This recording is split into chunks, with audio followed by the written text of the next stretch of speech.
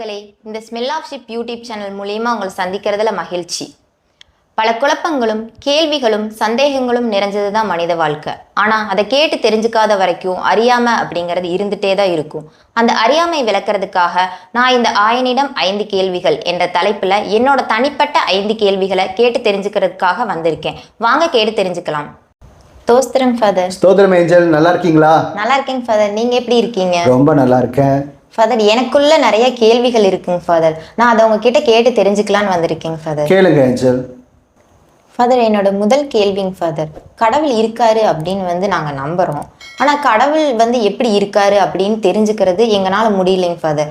அவரை தெரிஞ்சுக்கவோ புரிஞ்சுக்கவோ எங்களுக்கு தெரியல. இப்போ ஒரு மனுஷன் இருக்காங்க அப்படின்னா அவர் நடந்துக்கிறத வச்சோ பேசுகிறத வச்சோ அவங்க இருக்காங்க அப்படின்னு சொல்கிறோம். அதே மாதிரி தான் யாரோ ஒருத்தர் சொல்கிறத வச்சு தான் கடவுள் இருக்காங்க அப்படின்னு நம்ம நம்புகிறோம். அப்போது கடவுளை எப்படிங்க ஃபாதர் நாங்கள் பர்சனலாக தெரிஞ்சுக்கிறது? மனுஷங்களாக எங்களால் அது சாத்தியமா? ரொம்ப அருமையான கேள்வி கேட்டிருக்கீங்க ஏஞ்சல். மனிதர்களாகிய நம்மளால் மாத்திரம்தான் கடவுளை பார்க்கவும் அவருடைய வார்த்தைகளை கேட்கவும் உணரவும் அனுபவிக்கவும் முடியும். ஆனால் நாம் அவரை பல நேரங்களில் ஒரு மளிகை கடைக்காரன் போல் பயன்படுத்திடுறோம். என்னுடைய தேவைகளுக்காக மாத்திரம்தான் அவரை தேடி போகும்போது அவைகளை மாத்திரம்தான் நம்ம வாங்கிட்டு வர முடியுது. ஆனால் ஒருவேளை கடவுளை ஆத்மார்த்தமாக தேடணும்னா நிச்சயம் அவர் தன்னை வெளிப்படுத்துவார்.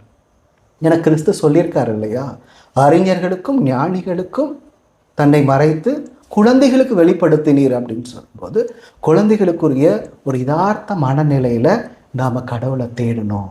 விருப்பத்தோட ஒரு குழந்தை பாருங்க, அம்மாவை எவ்வளோ ஆர்வத்தோட தேடி போகுது. அது போல் நீங்களும் நானும் கடவுளை ஒரு தாயை போல தந்தையை போல வேணுங்கிற வாஞ்சையோட தேடி போனோன்னா நிச்சயம் அவர் நம்மளுக்கு வெளிப்படுத்துவார். ஃபார் எக்ஸாம்பிளுக்கு ஒரு விஷயம் சொல்கிறேன். கடல் இருக்குது. கடலையும் கடவுளையும் நம்ம கம்பேர் பண்ணி ஒரு விஷயம் சொல்ல முடியும். நீங்கள் கடலுக்கு போயிருக்கீங்களா?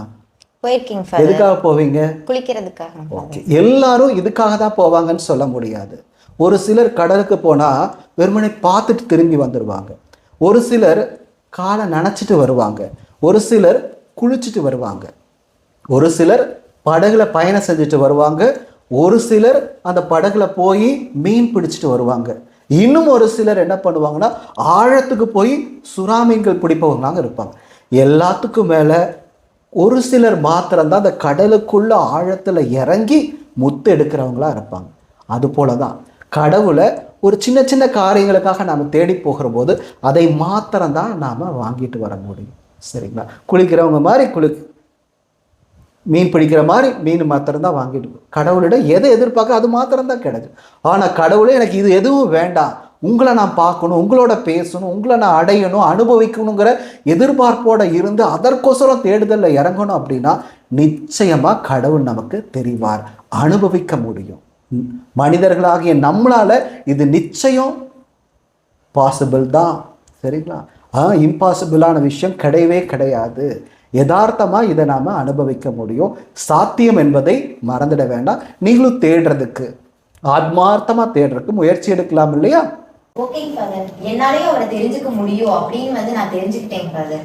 இனிமே நான் அவரை அதிகமாக தேடணும் அப்படின்னு நான் நினைக்கிறேன். இன்னும் நான் அதிகமாக அவரை நான் தேடுறேன் ஃபாதர். என்னோட அடுத்த கேள்விங்க ஃபாதர், சின்ன வயசுல இருந்து பேரண்ட்ஸுக்கு குழந்தைங்க தான் எப்பவுமே அவங்க குழந்தைகளாக தான் தெரிவாங்க. அது எவ்வளவு வயசானாலும் குழந்தைங்க அவங்களுக்கு குழந்தைகளாக தான் தெரிவாங்க.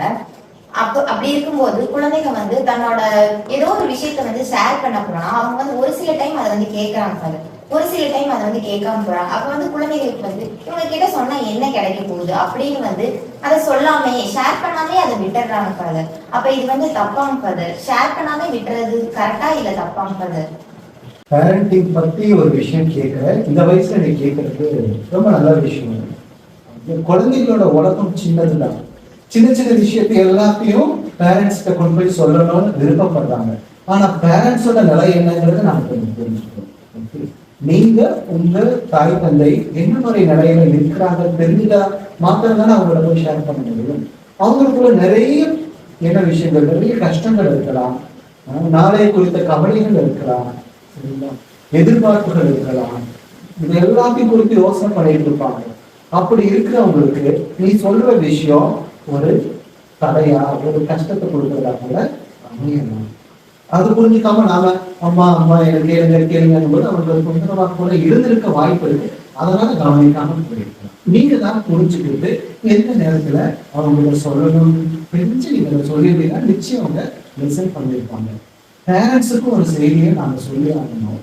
என்னன்னா நம்மள மாதிரியான குழந்தைகள் பேரண்ட்ஸ சில விஷயங்கள் சொல்லும் போது அவங்க கட்டாயம் கவனிச்சுதான் ஆகணும்.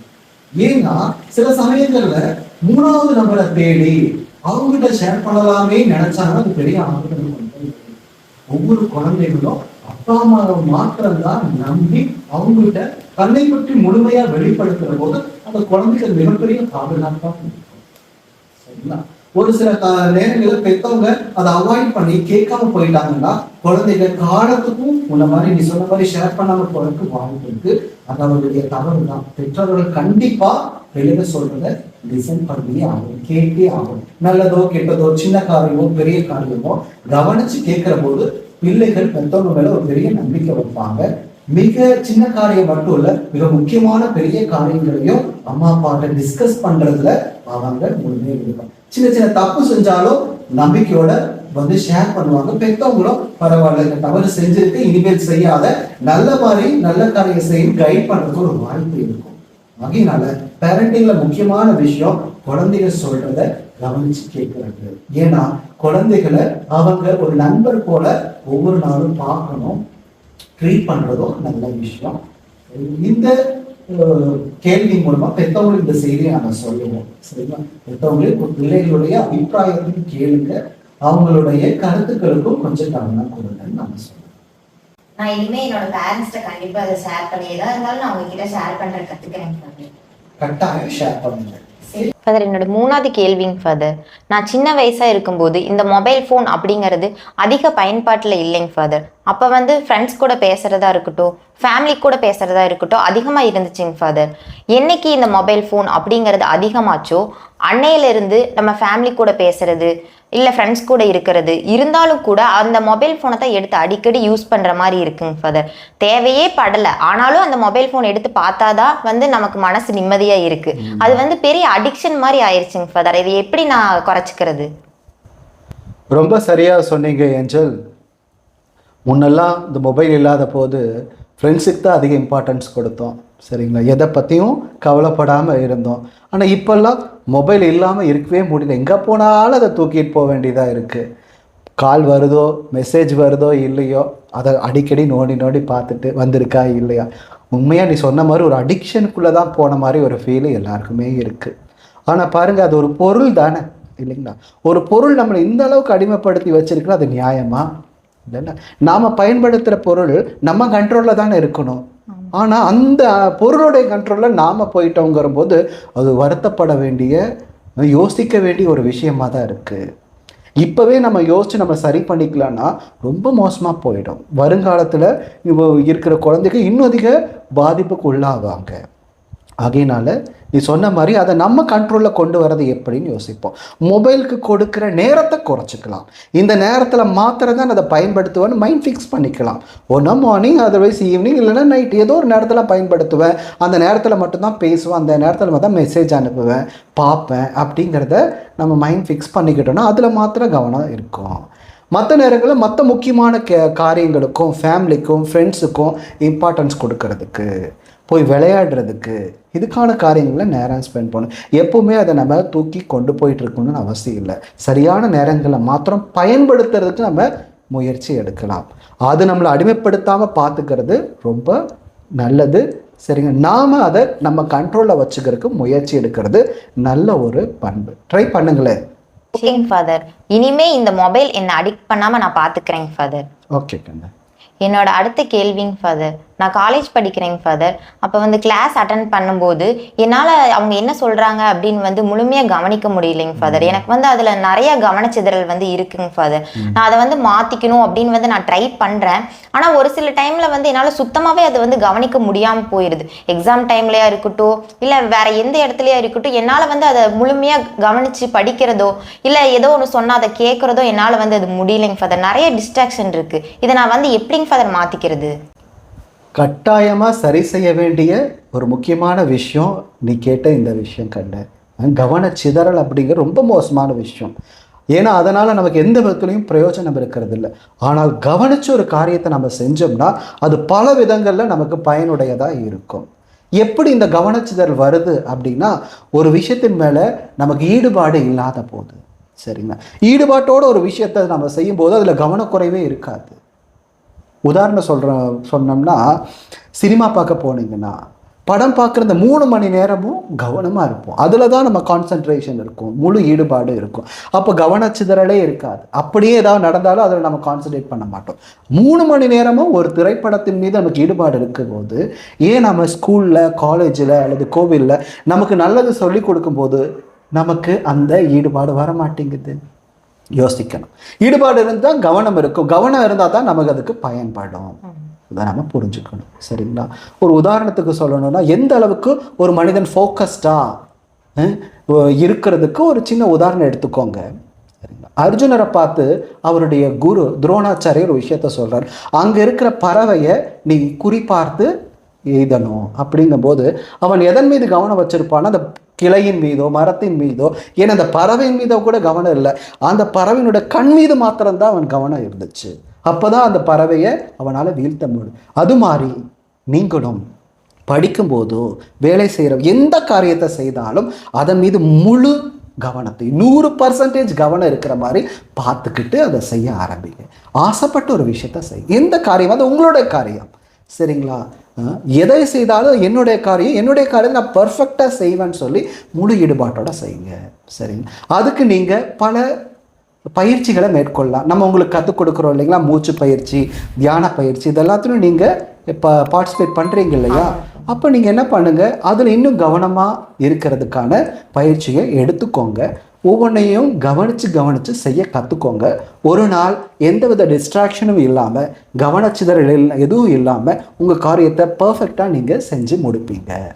சரிங்க ஃபாதர், நான் இனிமேல் கவனமாக இருக்க கற்றுக்குறேங்க ஃபாதர். Okay, super. என்னோட அடுத்த கேள்விங்க ஃபாதர், மற்றவங்க என்ன மதிக்கணும் அப்படின்னு நான் நினைக்கிறேங்க ஃபாதர். அப்படி அவங்க மதிக்காம போகும்போது எனக்கு அது ஹர்ட் ஆகுதுங்க ஃபாதர்.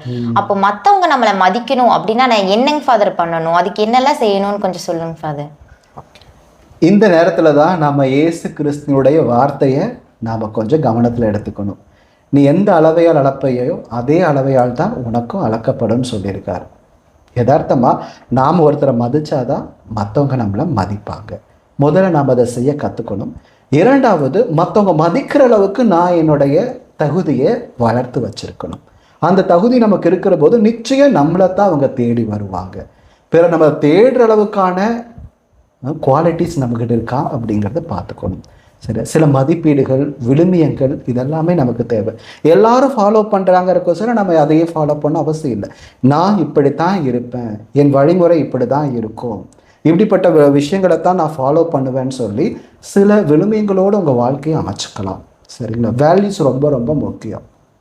அப்படிப்பட்ட பெண்ணாக நீங்கள் இருக்கும்போது இந்த உலகம் உங்களை திரும்பி பார்க்கும். இவங்ககிட்ட ஏதோ ஒரு விஷயம் இருக்கே அப்படின்னு கவனித்து நமக்கு மதிப்பு கொடுக்க ஆரம்பிக்கும், சரியா? இந்த உலகமே எதிர்பார்க்குற, இந்த உலகமே மதிக்கிற பெண்ணாக நம்ம உங்களால் இருக்க முடியும். ட்ரை பண்ணுங்க, சரிங்களா? உங்கள் வேல்யூஸை அதிகப்படுத்திக்கோங்க. ஓகேங்க ஃபாதர், நான் இனிமேல் என்னோட வேல்யூ அதிகப்படுத்துறதுக்கு ட்ரை பண்ணுறேங்க ஃபாதர். குட்.